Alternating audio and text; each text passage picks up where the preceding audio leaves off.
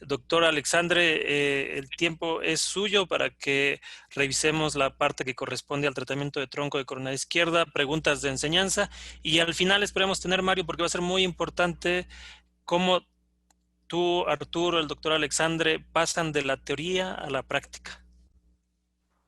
Doctor Alexandre, adelante. Boa noite, muito obrigado pelo convite, cumprimentar todos os painelistas, o Mário pela excelente apresentação. Vocês estão vendo a minha tela? Sí, se ve ahorita solo tu imagen, no vemos todavía la presentación, Alexandre.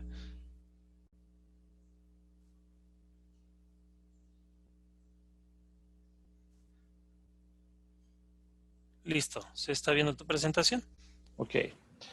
Então, muito obrigado pelo convite, agradeço a Solace e ao ProEducar por esse convite para falar, então, sobre o tratamento intervencionista do tronco da coronária esquerda. Esses são os meus conflitos de interesse. Então, eu vou iniciar essa apresentação falando sobre esses tópicos, como selecionar o paciente, a avaliação angiográfica inicial, o planejamento do procedimento, focando então nesses tópicos, um stent ou dois, as técnicas de intervenção e os equipamentos adjuntos e dispositivos. Para a gente fazer uma angioplastia de tronco, a gente precisa ter uma boa seleção do paciente, principalmente numa situação como o tronco da coronária esquerda, onde a gente sabe que existe a possibilidade do paciente ser referido para a cirurgia. Então, a primeira pergunta que a gente tem que responder é se a revascularização miocárdica está indicada nesse paciente. E a segunda pergunta é se a angioplastia é o tratamento de escolha quando comparado à angioplastia. Como vocês sabem, os pacientes com lesão de tronco, a grande maioria tem sintomas proeminentes, como angina, falta de ar, insuficiência cardíaca, isquemia anterior e mesmo disfunção ventricular. Então, isso sempre deve ser considerado, principalmente quando a gente tem dúvida da severidade da lesão, que normalmente está indicado o tratamento, a revascularização, se a lesão ela tem uma severidade angiográfica maior que 50%. Em casos de dúvida, se considera o quadro clínico do paciente ou se usa o FFR ou o ultrassom com uma área luminal menor do que 6 milímetros. O principal estudo, então, que eu gostaria de discutir com vocês para referendar a indicação de angioplastia de tronco é o Excel, porque é o maior estudo, é o estudo mais recente. Essa é o segmento de 5 anos que foi apresentado recentemente, publicado no New England Journal of Medicine, onde vocês veem, então, que quando comparada com a cirurgia, a angioplastia tem equivalência em relação aos desfechos clínicos em 5 anos. No entanto, como nós sabemos, existem algumas diferenças nos desfechos individuais. A mortalidade foi maior com a angioplastia quando comparada à cirurgia. Em relação ao AVC, não houve diferença. O infarto do miocárdio, pela definição do estudo, não teve diferença estatística, mas a definição universal de infarto do miocárdio, que depois foi aplicada, ela mostrou um benefício da cirurgia, mas essa não foi a definição escolhida no início do estudo, então isso deve ser levado em consideração. A revascularização miocárdica, sim, a gente sabe que é melhor, diminuída com a cirurgia quando comparada à angioplastia. Essa é uma meta-análise publicada esse ano, então, com os principais estudos de comparação de angioplastia e cirurgia para lesão de tronco, que mostra, então, que não há diferença de mortalidade. Esse é um dado muito importante, porque o resultado do Excel tem sido utilizado para, de uma certa forma, contraindicar ou desmerecer a aplicabilidade da angioplastia na lesão de tronco. As diretrizes, então, as últimas diretrizes europeias, elas mostram que uma estenose de tronco com severidade maior que 50% tem classe 1A para revascularização e que a angioplastia, quando comparada com a cirurgia, ela tem classe 1A nos pacientes com baixo syntax score, tem a indicação 2A em pacientes com syntax score intermediário, assim como os pacientes incluídos no Excel, mas classe 3 quando o syntax score é alto. Quando vocês pensam, então, em revascularização, os fatores que favorecem a angioplastia são comorbidades, várias comorbidades, idade avançada, fragilidade, problemas clínicos mais complexos que vão aumentar o risco da cirurgia, o syntax score menor do que 22, uma anatomia desfavorável para a cirurgia e outras questões anatômicas, e o que favorece a angioplastia, então, é diabetes, disfunção ventricular severa, pacientes com contraindicação para DAPT, reestenoses recorrentes, pacientes com síntese score alto, anatomia que irá resultar em revascularização incompleta com angioplastia, muito cálcio e necessidade de uma intervenção cirúrgica concomitante. Então, basicamente, essas seriam as questões para se avaliar quando se considera uma angioplastia de tronco. Em relação à avaliação angiográfica, é fundamental, a gente deve sempre escolher uma projeção que mostra a severidade da lesão no seu melhor ângulo e também quando a lesão está na bifurcação, essa projeção ela deve mostrar os dois ossos.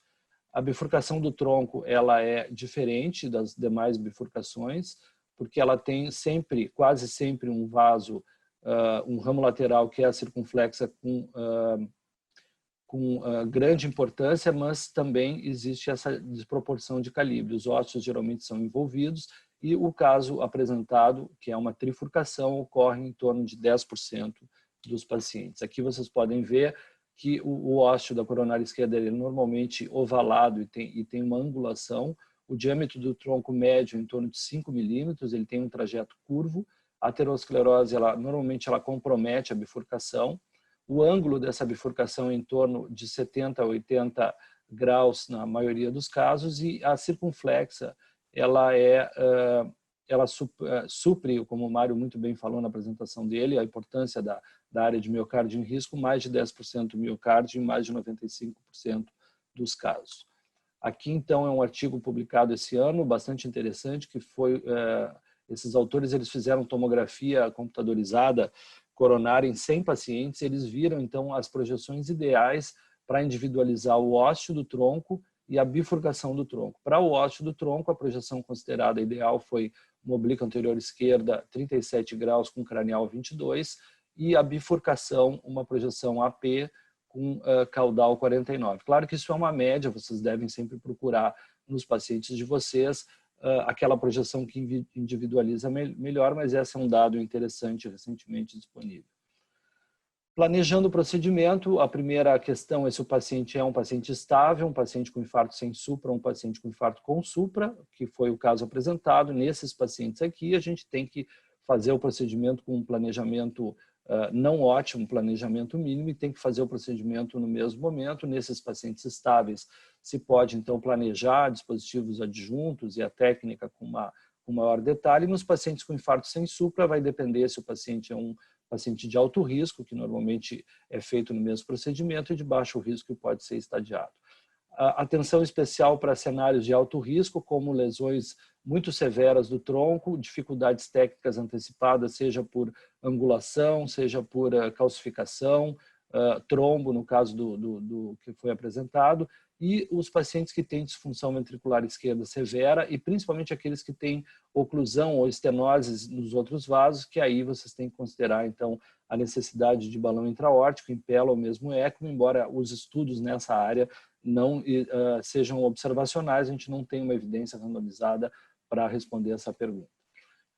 Muito importante é saber se a lesão é no ósseo, no corpo do tronco ou na bifurcação. O ultrassom pode ajudar, porque obviamente cada uma dessas lesões tem uma abordagem completamente diferente e também resultados completamente diferentes. O Mário já comentou isso aqui. Vocês precisam saber a expansão dos stents que vocês vão utilizar e o diâmetro máximo dos stents que vocês vão utilizar, já que o tronco, como foi demonstrado anteriormente, é uma artéria que normalmente tem um calibre muito grande. Vocês não querem chegar no final do procedimento, dilatar demais um stent, deformando esse stent e perdendo a capacidade de recobrir a lesão. As técnicas de intervenção, o Mário também já comentou, eu vou tentar não repetir assim, as coisas principais que ele comentou. Então, a gente basicamente divide as técnicas em provisional e uso de 2 stents, o planejamento prévio de 2 stents, e as técnicas mais utilizadas hoje em dia são o DK Crush, o culotte e o TAP ou o T-stent, que ele é normalmente utilizado como parte da estratégia provisional, mas ele pode muito bem ser planejado para utilizar desde o início do procedimento. E para decidir, então, se a gente vai utilizar 1 ou 2 stents, a gente tem que avaliar se a lesão é complexa ou não, os riscos e as consequências de perder o ramo lateral, que no caso a circunflexa, as consequências são sempre severas, mas o risco ele depende muito da anatomia. Então isso vocês têm que avaliar se a angulação da lesão, do vaso e a severidade da lesão. E também, se a gente precisa tratar o ramo com stent. Se a lesão do ramo tem mais de 10 milímetros, então esse ramo ele vai precisar de um stent, porque vocês vão querer cobrir essa lesão mais para frente. O Mário já comentou essa publicação original do Torchin de 2014, que basicamente dividiu as lesões. Então, nesse estudo é uma corte de validação e de derivação, que então os critérios maiores para complexidade na bifurcação, que é o caso aqui dessa apresentação, seria uma estenose maior de 70% e uma lesão com mais de 10 milímetros no ramo, e depois então seriam 2 critérios maiores e 2 menores, que aí tem que considerar os critérios aqui abaixo. Por que isso é importante? Porque estudos mostram que quando a lesão é simples, nesse caso aqui o decay crush, se a gente compara a estratégia provisional com o decay crush, com uma estratégia de 2 stents, não tem diferença estatisticamente significativa, embora seja mais alta que a incidência de a falência do vaso-alvo, não houve diferença estatística. E o benefício aqui dos 2 stents no decay crush, no estudo do decay crush 5, que é um estudo só com lesão de tronco, ele foi principalmente nos pacientes então que tinham lesões complexas, ou seja, a lesão se estendia ou era uma lesão muito severa. Então isso é importante vocês avaliarem antes se a lesão é simples ou complexa.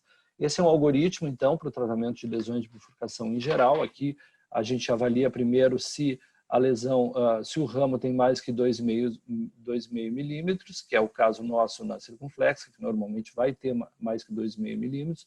Se a lesão não tem, se é uma circunflexa muito fina, que é incomum, mas pode acontecer, a gente não tem estudos dedicados e provavelmente isso não vai ser tratado por uma técnica dedicada. Se não é uma lesão verdadeira de bifurcação, que seria 1 ou 0,1, então aqui existe evidência de benefício para a estratégia provisional. Então, não tem evidência nova que beneficie 2 stents, vocês podem começar com uma técnica provisional. Se é uma lesão Medina 1-1, ela pode ser complexa, com aqueles critérios que foram mencionados anteriormente, aí existe benefício para a estratégia sistemática de 2 stents. Se ela não é complexa, a evidência é equívoca. Provavelmente existe um benefício pequeno de 2 stents, mas não é uma evidência de estudo randomizado, como eu mostrei antes. Então, aqui o Mário já mostrou a estratégia provisional, resumidamente. Isso aqui está publicado, vocês podem consultar. O POT, o recruzamento, o kissing final, e aqui, nesse caso aqui, normalmente se faz o POT final. Por que é importante o POT final? O POT ele otimiza, então, o stent no vaso principal, e ele abre a malha do stent para se permitir, então, para o ramo ficar aberto ou se colocar um outro stent por aqui.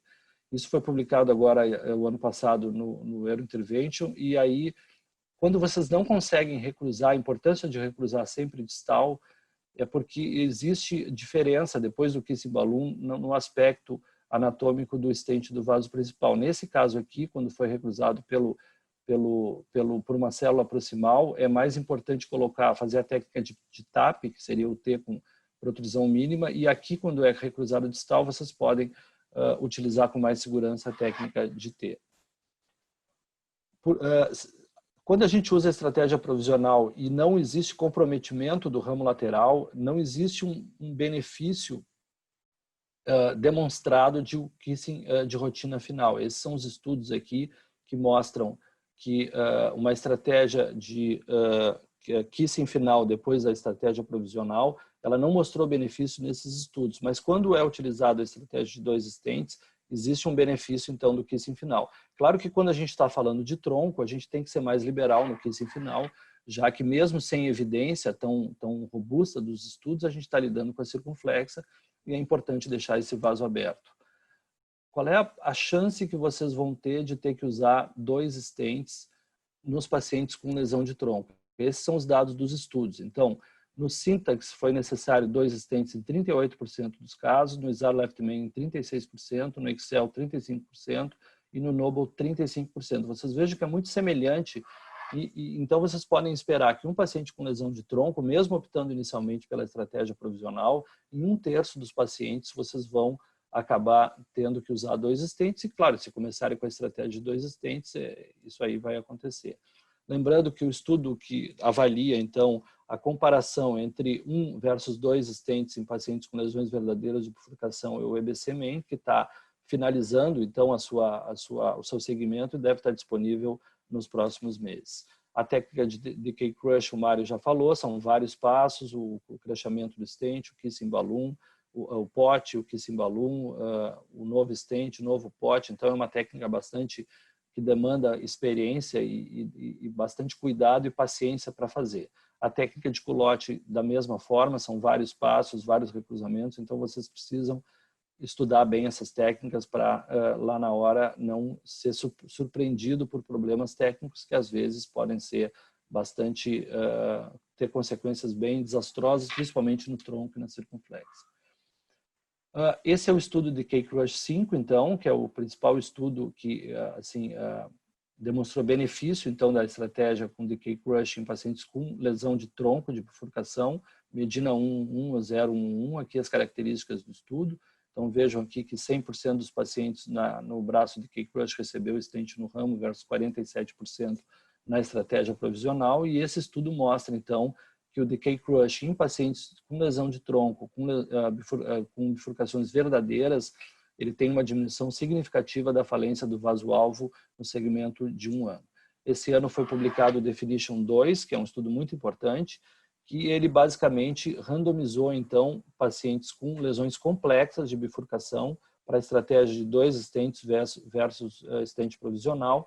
E aqui vocês vejam que esse não é um estudo só de tronco, só 30% dos pacientes tinham lesão de tronco, a grande maioria com lesão verdadeira de bifurcação, com vasos no ramo lateral grande, com extensão da lesão no ramo lateral. O pré-tratamento foi utilizado mais frequentemente quando tinha na estratégia de 2 stents. Stent no ramo lateral em 90% versus 22%. E as técnicas utilizadas, vejam aqui que esse não é um estudo só do Decay Crush. 78% receberam Decay Crush, mas 18% receberam culote, enquanto que aqui na estratégia provisional foram 64% com a técnica de TAP ou T. E os resultados são bem claros, houve um benefício significativo da estratégia de 2 stents versus stent provisional em pacientes com lesões de bifurcação verdadeiras e complexidade pelos critérios de Definition, considerando que 30% desses pacientes eram pacientes com lesão de tronco. Então, voltando então para um outro algoritmo, vocês vão encontrar vários algoritmos, esse foi publicado em 2018 no JACC. Numa lesão de bifurcação com complexidade, como já foi falado, vocês devem começar então com um plano de 2 stents. O Decay Crush é a técnica com mais evidência.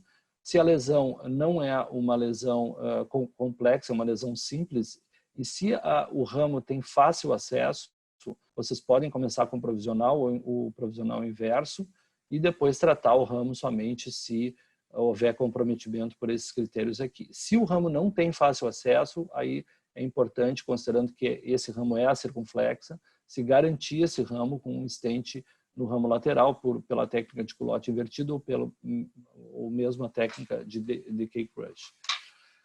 O Mário comentou muito bem isso aqui. O culote ele tem benefício, principalmente quando o vaso lateral e o ramo lateral e o vaso principal eles têm um calibre equivalente e o ângulo é muito fechado. Então ele deve ser preferido nesses casos. O T-stent é utilizado quando a bifurcação é, obviamente, em T. E aqui o Decay Crush quando o ramo lateral é menor e a angulação é menor que 90%. O SKS hoje não é mais praticamente utilizado. Finalizando essa apresentação, uma palavra então sobre equipamentos adjuntivos e dispositivos. O rotablator vocês devem, obviamente, utilizar com pacientes com lesões muito calcificadas e o IVUS, o ACT e o FFR, então, eles devem ser utilizados conforme as indicações. Esse é um subestudo do Nobel, mostrando que aqueles pacientes que foram tratados com IVUS, eles tiveram uma diminuição significativa de eventos e revascularização, tiveram áreas luminais maiores do que aqueles que não receberam o tratamento com IVUS. A diretriz, então, recomenda que para pacientes, para para pacientes em geral, o AIVUS deve ser utilizado para otimizar os resultados com nível de evidência 2A, e em pacientes de tronco também se tem um nível de evidência 2A, então o AIVUS, o ultrassom ou o ACT, para quem tem disponível, deve ser fortemente recomendado. O Clube Europeu também recomenda se utilizar o ACT ou o AIVUS quando se está fazendo angioplastia de tronco, e em angioplastias complexas também, quando tem uma demora no procedimento. Esse é um estudo publicado esse ano também, em 2019, que é o registro britânico, que mostrou então um benefício significativo do AIVUS na lesão de tronco, na angioplastia da lesão de tronco, mas esse é um estudo observacional, e mesmo com as técnicas de propensity score que foram utilizadas aqui, os autores concluíram então que a mortalidade menor com o uso do AIVUS para guiar a angioplastia de tronco, ela justifica então a realização ainda de um ensaio clínico randomizado em larga escala. Então a gente tem evidências que não são classe 1 para utilizar o ultrassom. A gente deve sempre procurar usar o ultrassom, mas lembrar que essas evidências ainda nós não temos um estudo randomizado. Então, finalizando essa apresentação, para aqueles que vão fazer uma angioplastia de tronco, vão considerar fazer uma angioplastia de tronco, a seleção dos pacientes é muito importante, a avaliação pré-procedimento é fundamental para se identificar e se antever problemas. Para pacientes com lesão de ósseo e tronco, um stent é suficiente, obviamente, e lesões de bifurcação simples. 2 stents são utilizados, então, para lesões complexas. O decay crush é a técnica de bifurcação que tem mais evidência, mas como o Mário falou, é importante ter familiaridade com essa técnica. E o culote, o T ou o TAP também pode ser utilizado conforme a experiência do operador. E o ultrassom, o rotablator e o suporte hemodinâmico devem ser utilizados também conforme a indicação do paciente. Então, eu gostaria de finalizar agradecendo então o convite e deixando aberto para a discussão. Muito obrigado.